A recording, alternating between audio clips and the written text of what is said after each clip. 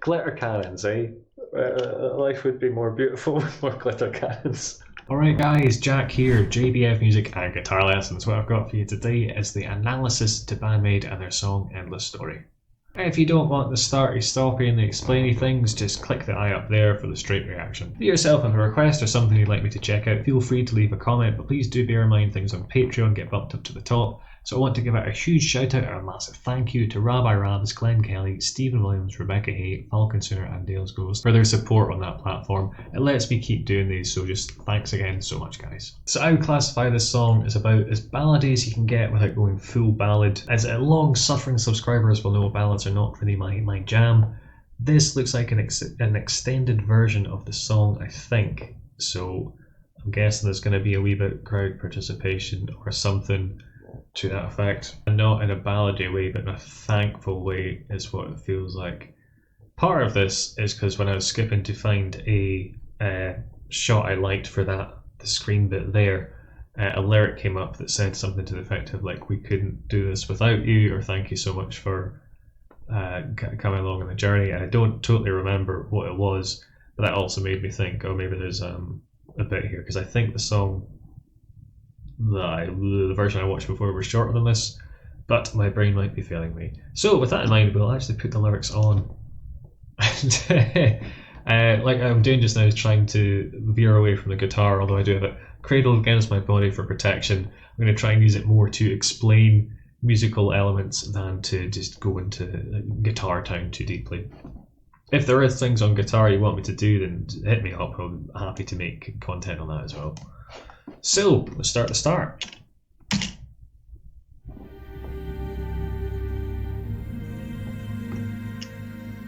I don't remember this intro on the version I reacted to. I might just start at the wrong place because it was live as well.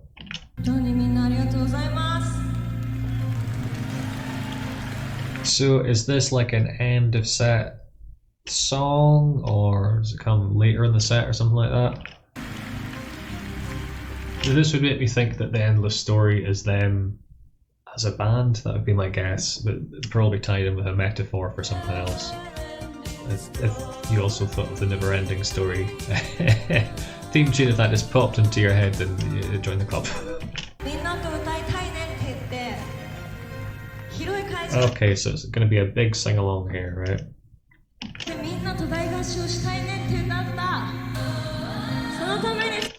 And then the old crowd bits coming along through the backing track. Okay, so the song is made for the crowd participation, right? Okay, I'm very smug and pleased with myself that I kind of picked up on that. Yeah. Okay. Cool.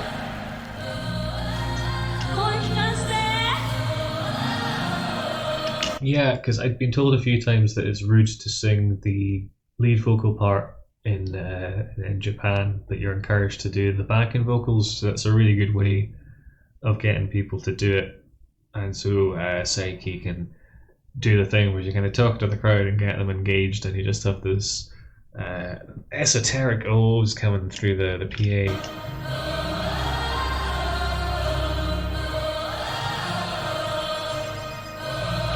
Right, interesting. I think there's a slight twinkly synth underneath, and I think the vocals might be doubled very quietly with a kind of synth sound very quietly in the mix.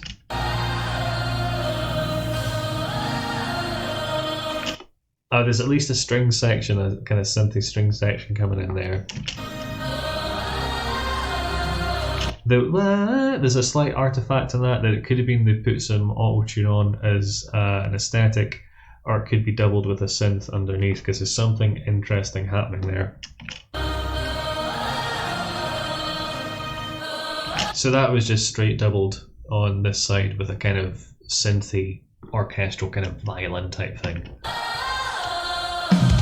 And then down to just the voice, then boom. Sounds like we're hitting into it in the proper now. Yeah, cool. What's interesting here is they have managed to capture this sing-along vibe without it feeling contrived. Sometimes if you write a song for like a purpose like this, it will feel a bit hokey. But this, they kind of really nailed that. You know, some of the emo or the kind of Midwestern, I think as it's kind of classified, songs of the kind of maybe mid-noughties, where they quite often had this vibe. A lot of them managed to capture it quite well. Not that that's something I particularly listen to an awful lot, but some of them did capture this this feeling.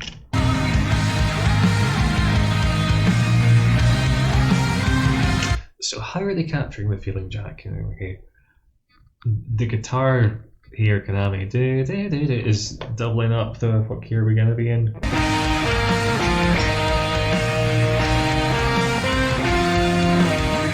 Right, so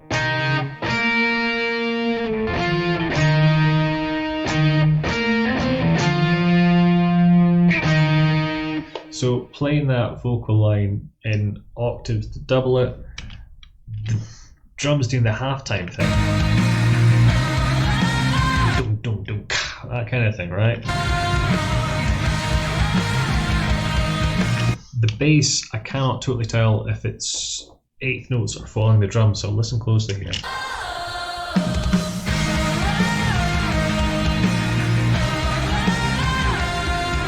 It's not quite high enough in the mix for me to pick it out, but eighth notes would just be.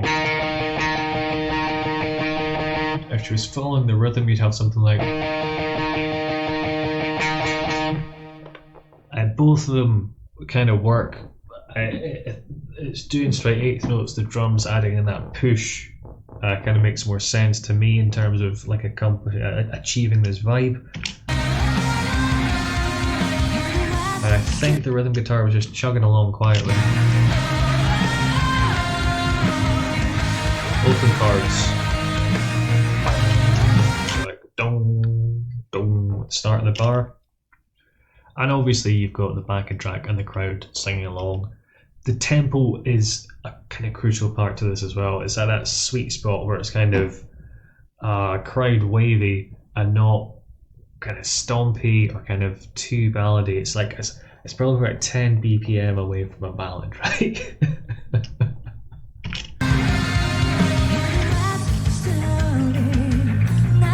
There's a really great spanky bass tone here. The guitar and the bass just locking in, doing the same thing, and that edge to her playing, which is from using the edge of the plectrum a lot, that kind of sound helps give it more like a bit more grit to it, you know.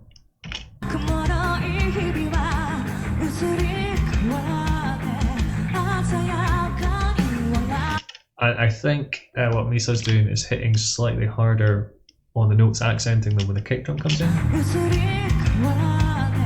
So there you could hear a full boom boom boom boom boom. So underneath that boom boom boom boom boom boom boom boom. So not necessarily playing where those beats are exactly and stopping what she's playing, you know. Not kind of doing that awkward jerky thing, still filling in the space, but complementing the drum beat with the fill. So there, what's adding in a subtle progression is the snare drum coming in. So no snare drum, and then there's a slight synth as well going.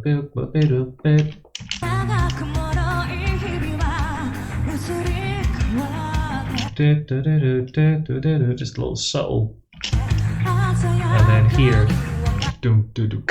so that snare coming in, starting to elevate the song. Cool, and then we've got quite a snappy rhythm. That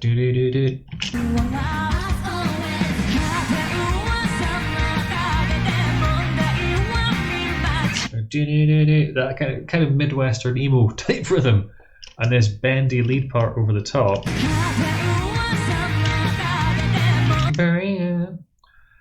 What have we got? The bass and drum.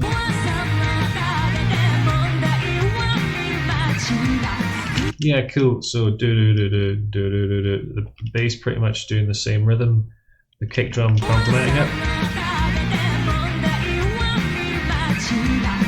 that kind of thing.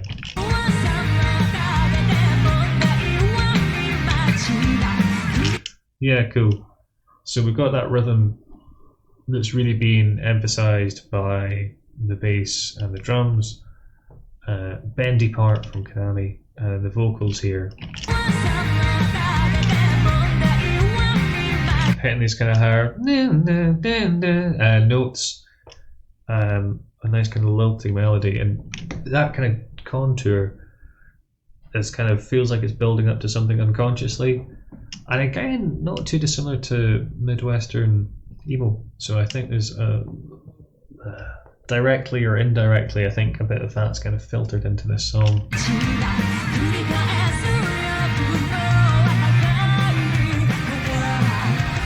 And interestingly, the lyrics there we're talking about swelling and swelling again, which is kind of the feeling from this part of the song that's kind of building, and then they're not really doing anything to bring the dynamic down as such, but because it's not crescendoing to the next thing, it kind of naturally has this little kind of like a peak and a dip.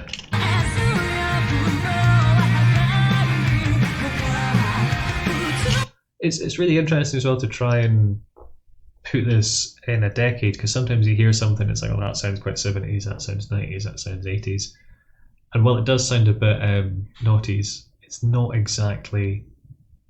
No, that's not an exact pigeonhole for it.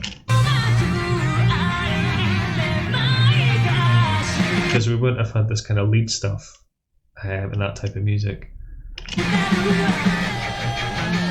I do really like the chukka-chukka-chukka. Sounds like there might be a flanger on that. I'll bring that up as probably minimal guitar stuff in this video, hopefully. So flanger, you get this kind of. Whereas there's some really silly ones on here, they're great. So if you scratch on that. Where's the other one? The 3-jet's quite good.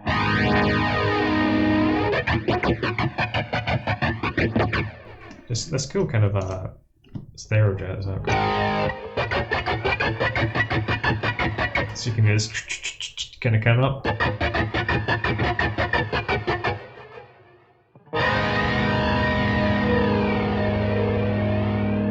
So there might be a wee bit of that going on in the guitar, it might just be on the backing track.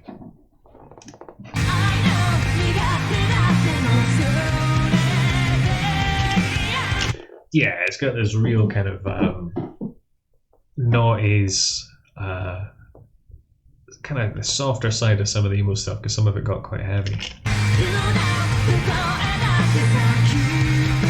Which it became very popular for a time for a reason. This type of thing live feels incredibly profound when it's put together in this kind of neat way. Has a feeling of kind of reminiscing or something about it almost.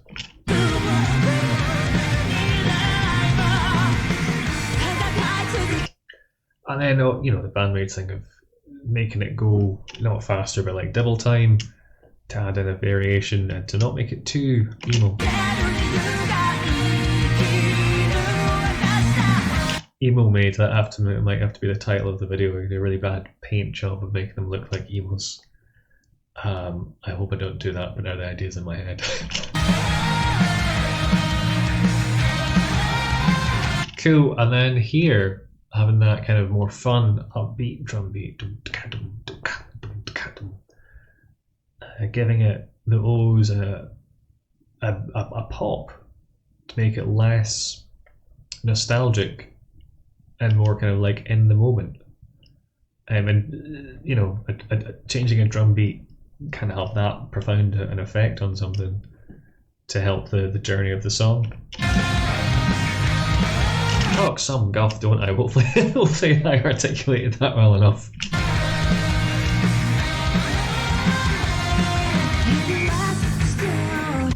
We've got a kind of slightly heavier rhythm here.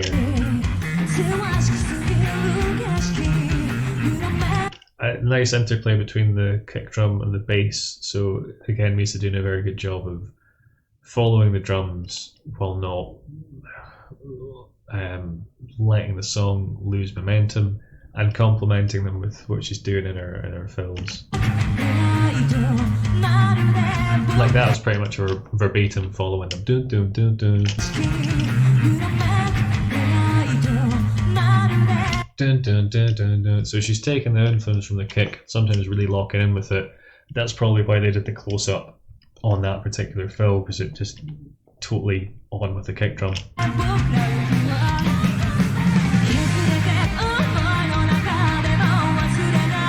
Cool, so that works. Something like that. I'll work out roughly what it is.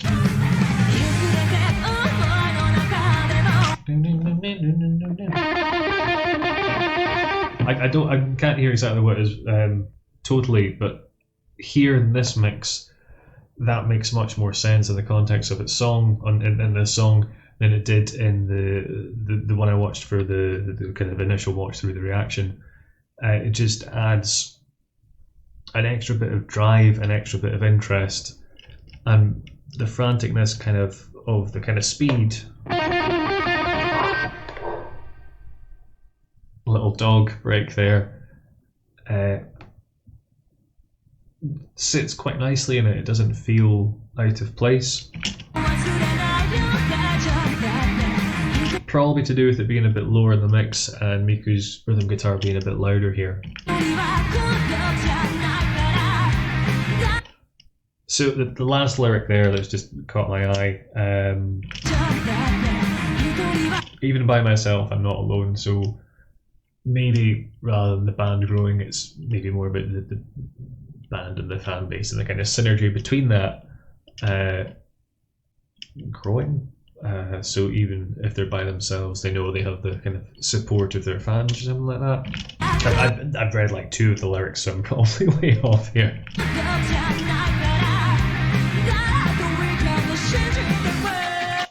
And that cool scratch. That's really interesting because that scratch is almost like an EDM break, and it still works, doesn't it?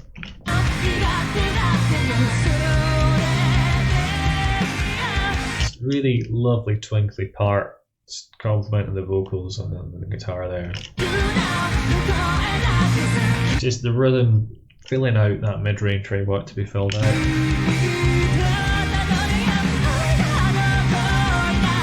It's really on point with her singing here. I mean, at this point, it kind of goes beyond saying all of them are always doing a good job, really. Yeah. Using that kind of falsetto to get a different timbre in the high notes.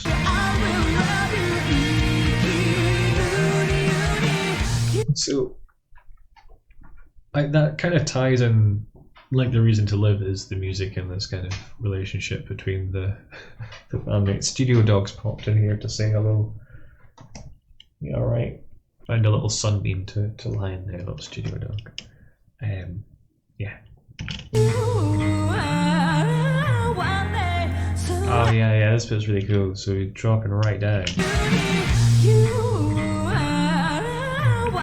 That was cool. So going up the register and the bass with this great full tone, but with enough treble that you don't really miss the guitars, and this interesting melisma kind of run. So melisma is a fancy word of saying, you know, the thing Christina Aguilera used to do, where there'd be one word and she'd go all over the place with it.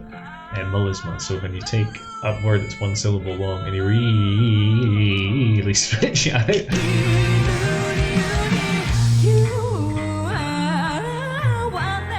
Oh, it was just a wee flutter rather than melisma, so I misheard a little bit.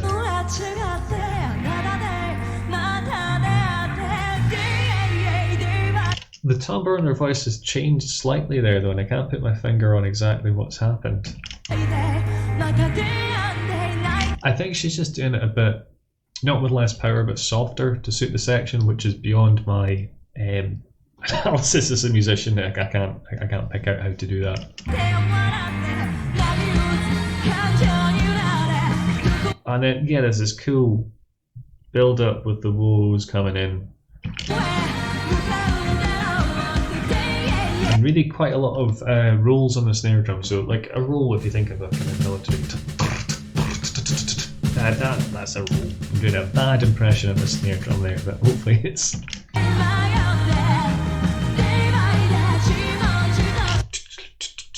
Right.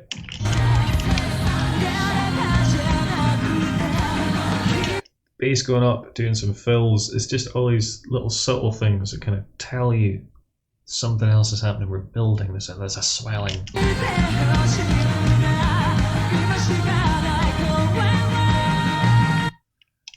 And the O's still being doubled by some sort of synth, which is a great idea. It just makes them pop a bit more, a different timbre underneath the vocals, the O's. My voice in this moment, everyone goes, and the crowd are kind of becoming part of the song. Oh right, I thought I was going to go to the woes there, completely misunderstood what they're going for. Konami really singing her little heart out there as well, that's cool to see. Yeah, so rather than it just being a kind of standard halftime doom, doom, these stabs and the kick drum, dum, dum, dum, just adding this like nice little kind of extra flavour to it, and then changing to the double time again.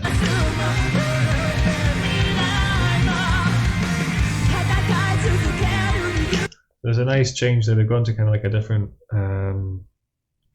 chord as like the kind of tonal centre.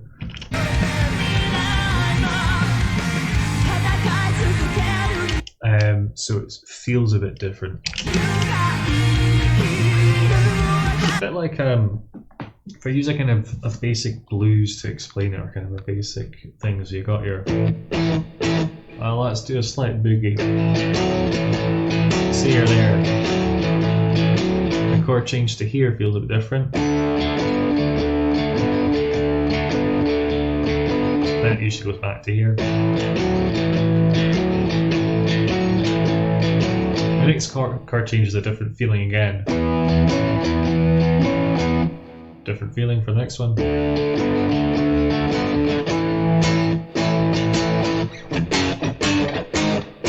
So quite typically we think of these as like home. This is like poking your head out the door. This would be going away from home. On your way back home, down the street, you got your pint of milk or whatever you've gone out to get, and you're back home. So when most of your song is based around home, if you go to this going down the street or whatever chord you want to think of it, the going down the street chord, it helps shift the feel and the vibe, and depending what chord you go to has a different feeling. So that you Love Don't Come Easy, is it Diana Ross or Supremes? Or one of the, it might have been one of the what's the guy name? It's the reason I did that is because there's a documentary about him and they said it's like a maggot coming out of his brain. So the producer used to do all the stuff. Was it the Motown stuff he did? It's not Barry Vardy. Steve something? It's not Steve Winwood. Phil Spector. Maybe some of the stuff he did. How Much Heartache Can I Stand or something like that. There's a vibe change there, and that's to do with it moving to like a different chord as the bass is kind of home.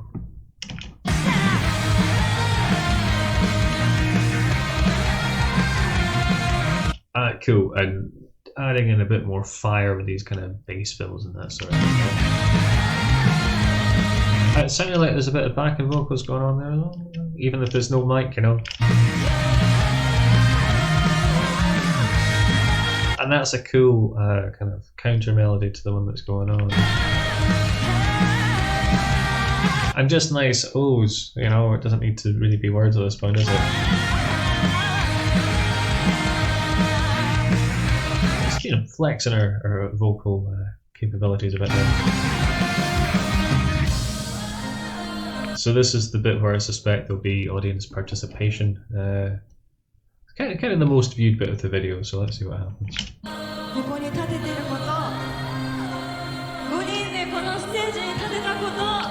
So hopefully I'll get some insight as to the song and find out how wrong I am in my interpretations.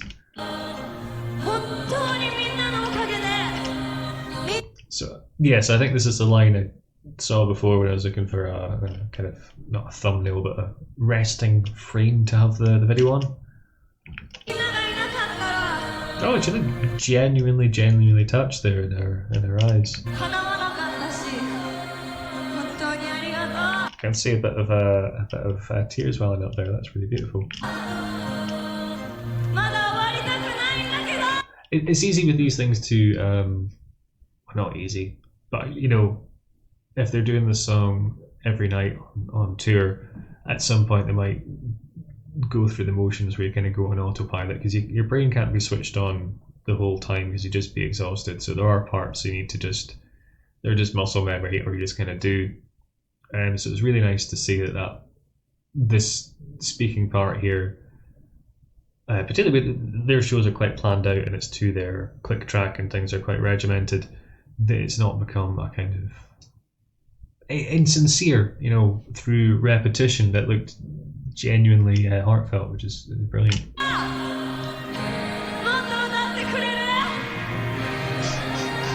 I think they probably will. Yeah, I was just thinking that it's nice to cut to the guitar because there's this cool tone on it where it's not got a lot of low end or too much mid, but it's got this nice kind of high sizzle shimmer to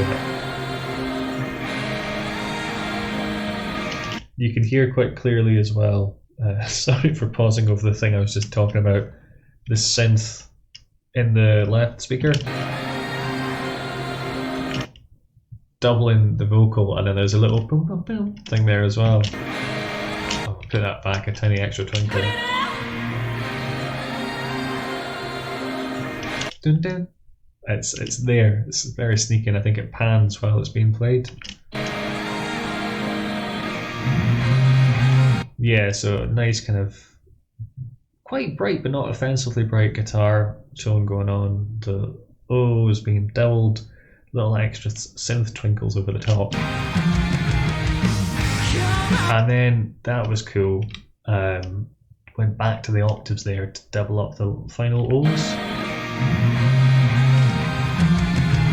And harmonizing them. Possibly in thirds, let's figure it out.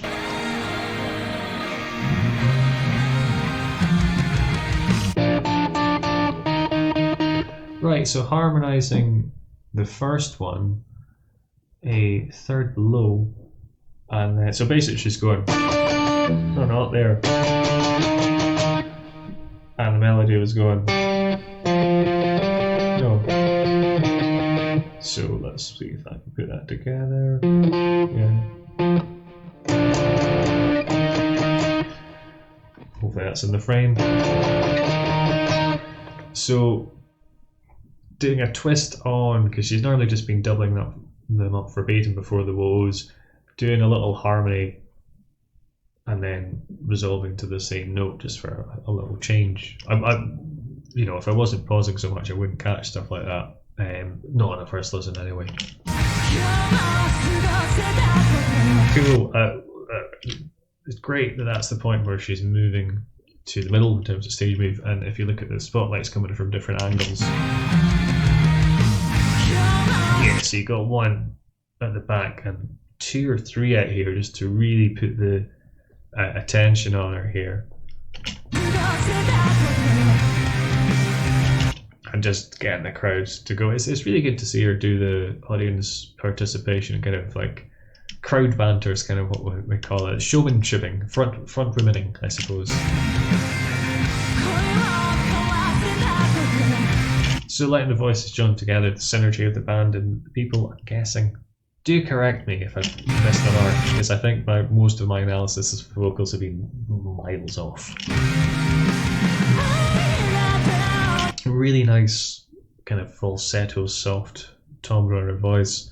And again, the editing on these is always really good because the camera quite often goes to show you something. So in the frame before there, we had Misa doing a cool bass fill. And that one in particular, actually,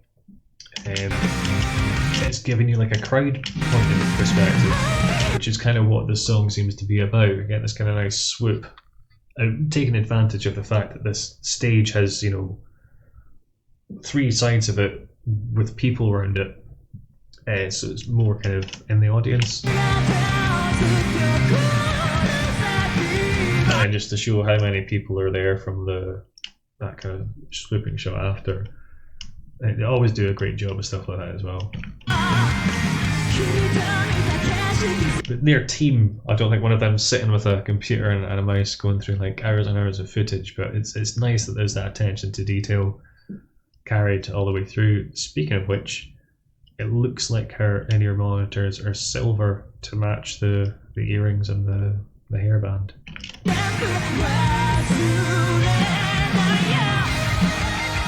Cool, and we're going back to that. That sound is more tapped this time, but it might just be hammered on that kind of frantic guitar part. Oh, right. Yeah, so outro solo. So what I was getting at in their action is that outro solos, because they're different from like a standard solo, they're more about accenting the outroness of the song than kind of being a separate section. It's difficult to explain what I mean. If I think of any examples of outro solos, I will put them in the eye or on the screen or something, but it's more about supporting, like a solo should support the song anyway. They don't always, but they should do that or kind of reinforce something. Sometimes it's just a different section to add some interest, but here that's kind of the purpose of it, is to reinforce what's going on rather than kind of take front and center stage. I think that's what I'm trying to get at.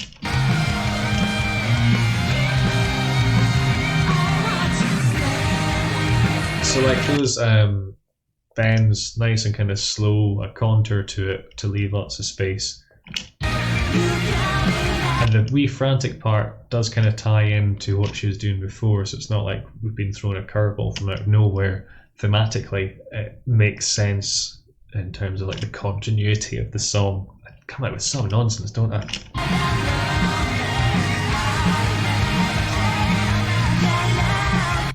Yeah, very upbeat lyrics here as well.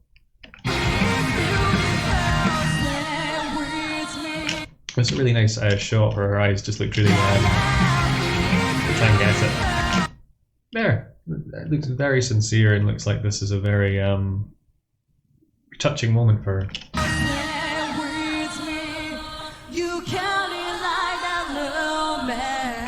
A tiny complaint would be, it would be nice to have a bit more of the crowd noise singing along. I'm not too sure why that's not in so much here. Unless they're going to cut down to just the crowd here.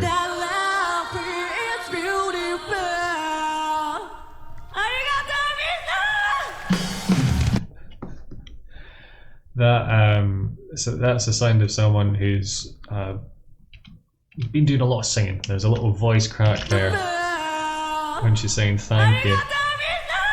Just a slight crack there. It's not having to control her voice and thinking about, oh, I use my head voice or chest voice, so I need to hold back on this note because I went a bit hard in the last song. Just emoting.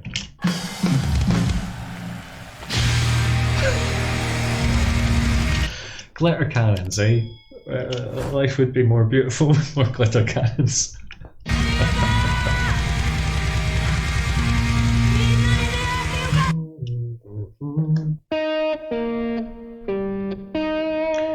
Yeah, cool. So they've ended on tonic to major chords, and you can hear Misa doing a little bass arpeggio.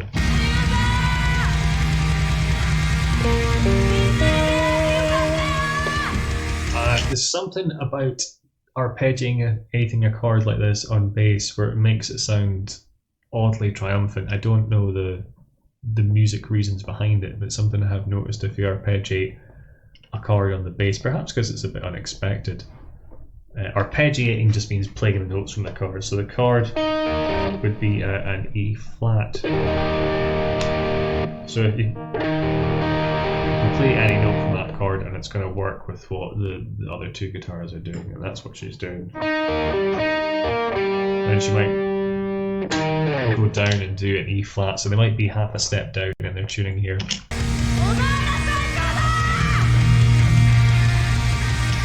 So there you can hear Karami doing a kind of arpeggio thing, and it's got a different feel. It's not quite as full and triumphant sounding, it's more kind of sparkly.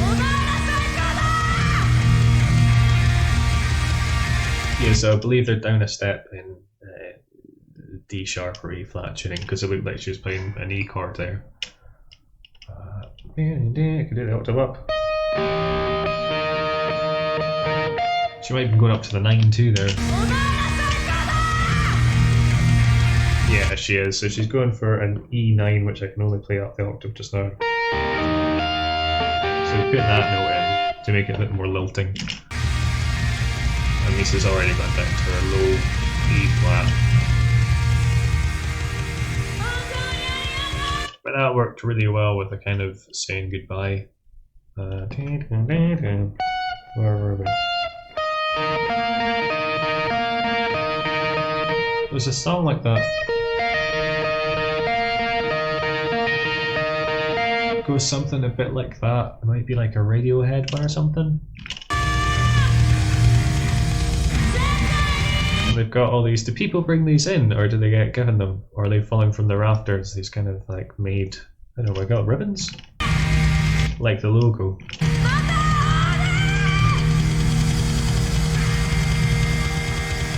Cool, so it's nice to get shots like this because you can see they've all got little kind of risers to stand on there, podiums, which is just cool from a stage kind of blocking point of view, that if you want someone to be seen, they can go up on one, and they've all kind of got their own, so you know everyone gets to be included, even if they do go up on like the center stage one from time to time, or whatever, if you're taking a solo or that kind of thing.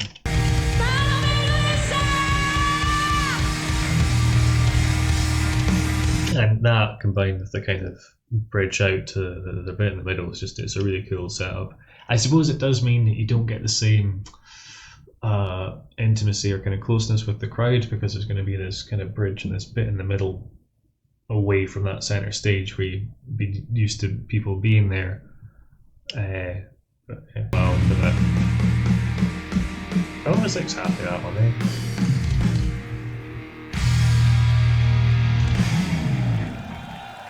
What is cool is ending a song and possibly a concert, if it's the last one or near the end of it, with a big major chord, because it's uplifting and triumphant. I'm going to be a semitone higher, so I apologise, but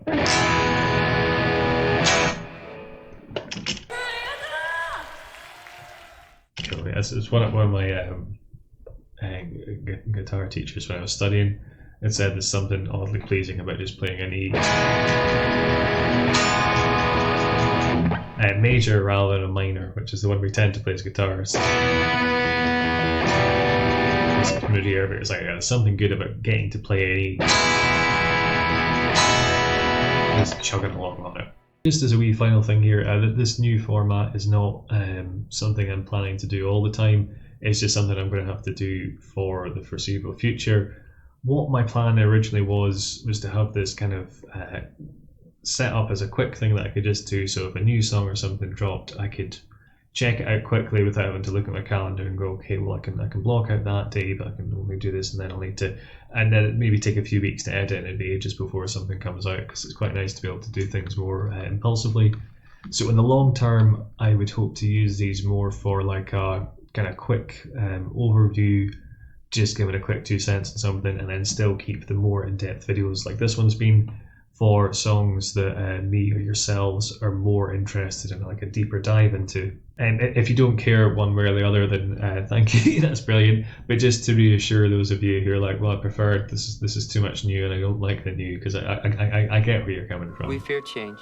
But yeah, you know the drill. There's the Patreons, the subscribes, the likes, comments, all that good fun stuff. But take care, guys, and have a good one.